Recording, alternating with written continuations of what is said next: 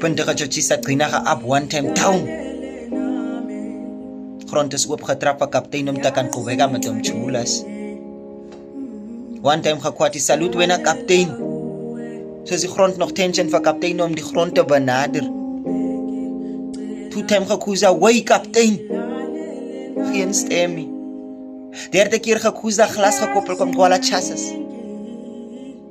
Kaptein is iewes kangaga nie. Daar is bezula gegooi by die poort salutpoort. Die wit been het vir kaptein toegerol. Port walisela world kwati. Soos dat een dood aan die mag kala nie. Lijn getrek, stellities, tension.